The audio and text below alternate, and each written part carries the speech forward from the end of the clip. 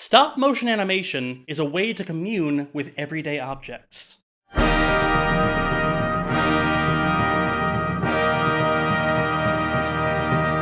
If this was a just world, the name Jan Svankmajer would be spoken in the same breath as Chuck Jones, Walt Disney, and Hayao Miyazaki as one of the greatest animators in history.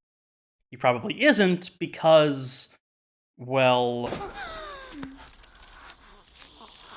he's not exactly family-friendly. Yes, it's one of those episodes. Svankmajer's been making short films in the Czech Republic since 1964, and feature-length ones since 1988. He's a Czech national treasure with multiple awards to his name, and I don't feel like I've talked about him nearly enough. I talked about him once, though, back in the distant past, where I praised his first feature film, an adaptation of Alice in Wonderland. I found it quite charming.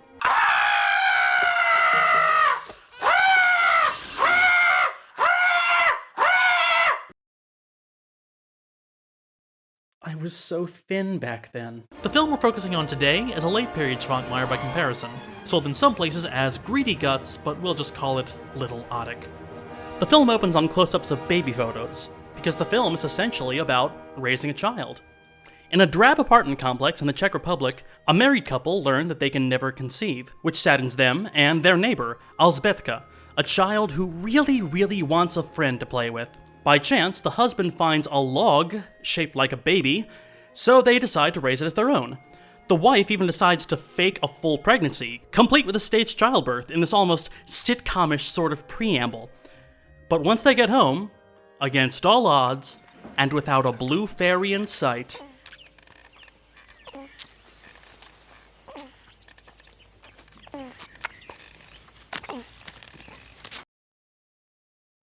nipple splinters. The baby, dubbed Otik, and not Woody like he should have been, grows into a stop-motion horror demon who starts eating.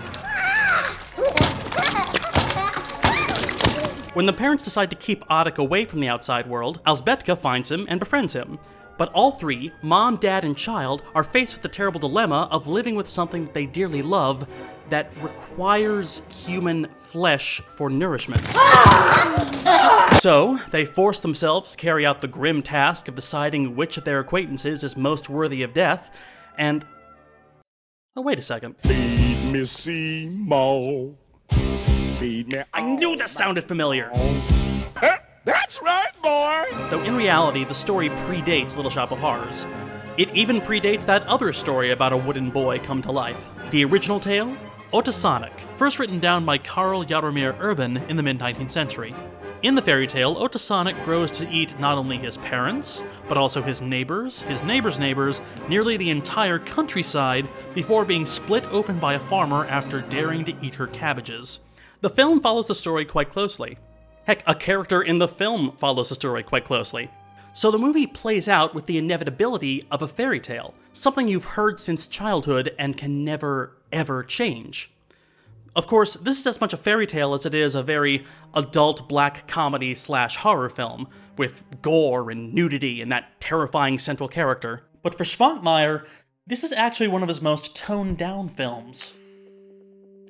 No, really.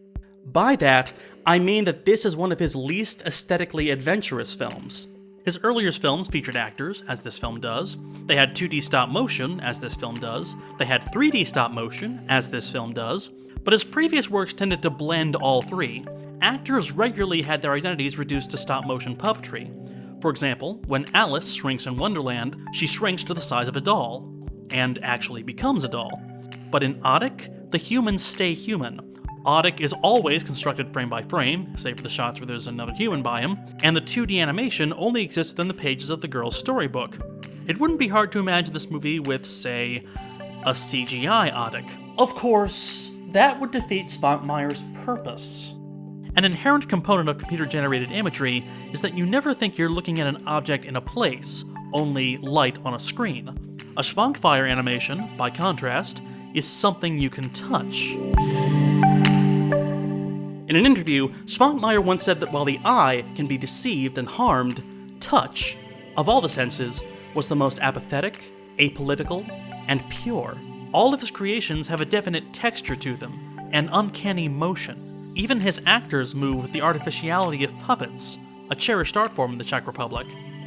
Or perhaps they moved with the stylized gestures found in Northern Mannerist art, another Czech specialty. In an interview with The Guardian, Svankmajer said that he was an admirer of the Holy Roman Emperor Rudolf II, a 16th century Habsburg monarch known as a mediocre emperor, but a world-class patron of the arts. Here he is as portrayed by one of his commissioned artists, Egidius Sadler. And here he is again as portrayed by one of Svankmajer's biggest influences, Giuseppe Arcimboldo. Arcimboldo made his name doing portraits like this: men as vegetables, men as books, men as the seasons, men as the elements. Arcimboldo's paintings taught Svankmajer to see strangeness in the everyday object, to see their spirituality, how they can serve as a metaphor, to view the objects as an essential part of life. Svankmajer is essentially a fetishist. No, get that down. No, stop. I know the word fetish has come to mean something exclusively sexual, but in its original meaning, it just meant the elevation or worship of an object into a spiritual realm. In Christianity, the cross or the food taken in communion are fetishes. Any holy object used in a ritual is considered a fetish, and for Svankmajer, his fetishism lies in surrealism, in finding the dreamlike reality hidden in the everyday. In his own words, if I place daily objects in my movies or art pieces in unrealistic relation to one another, it's because I want to evoke doubts in spectators about their everyday reality, to disturb the common utilitarianism that steamrolls this civilization.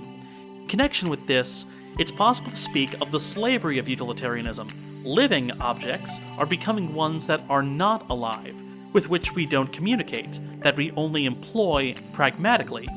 Objects of daily use have ceased to be cult objects, and our activities have ceased to be rituals. Svankmajer's mission in all of his films is essentially to remake the fetish, to recreate the ritual object, to repurpose the common into the symbolic. That's probably why CGI needs to look so real, why animators go to such lengths to create pixels that look like they can be held and cherished.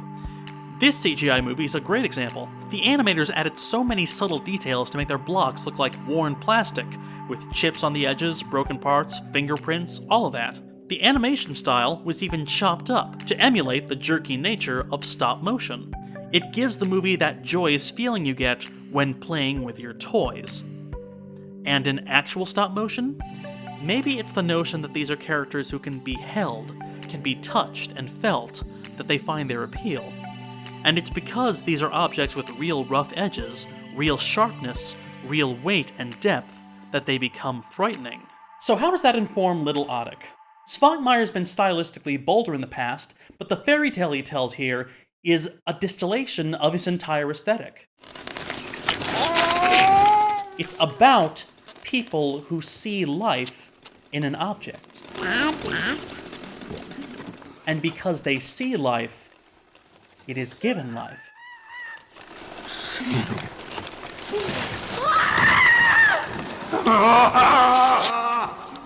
Aw, they grow up so fast. It's love.